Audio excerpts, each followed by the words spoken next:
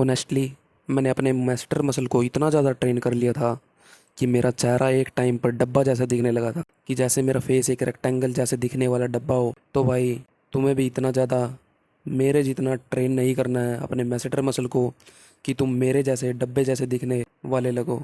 मैं जानता हूँ तुम हर दिन सेंटर फ्रूट चबा रहे हो, म्यूइंग कर रहे हो, थंब पुलिंग कर रहे हो, बट तुम मेन चीज़ तो कर ही नहीं रहे, वो है फ़ैट लॉस। तुम फ़ैट लॉस तो कर ही नहीं रहे जिससे कि तुम्हारी सारी चीज़ें फिक्स हो जाएगी। तुम्हें यही चीज़ नहीं करी तो तुम्हारी मैसेटर मसल तो क्या ही दिखेगी। सबसे पहले तुम्हें सब कुछ छोड़ के अपने फ़ैट लॉस पर ध्यान देना चाहिए, ध्यान देना पड़ेगा, तभी जाकर तुम्हारा फ़ैट लॉस होगा और तुम एक लीन, स्मार्ट और हेल्दी दिखने लगोगे। अब तुम हार्ड फूड च्यू कर सकते हो, तुम कैरेट को खा सकते हो, इससे तुम्हारी स्किन की क्वालिटी भी अच्छी होगी और तुम्हारी मैसेटर मसल भी डेवलप होगी, शार्प भी होगी।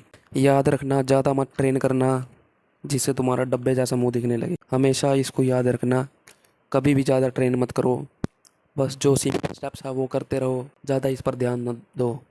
तुम फैट लॉस जब कर लोगे तुम्हारी सारी मैसेटर मसल्स, तुम्हारे होलो चिक्स, सब कुछ विजिबल होने लगेंगे। थर्ड सबसे ज़्यादा इंपॉर्टेंट चीज़ है, मुंह से सांस लेना बंद करो, क्योंकि जब तुम मुंह से सांस लेते हो तुम्हारी फॉरवर्ड ग्रोथ भी नहीं होगी और ना ही तुम्हारी बैकवर्ड ग्रोथ होगी। हमारी सारी इम्प्रूवमेंट इस अकेले चीज़ के कारण ख़त्म हो सकती है।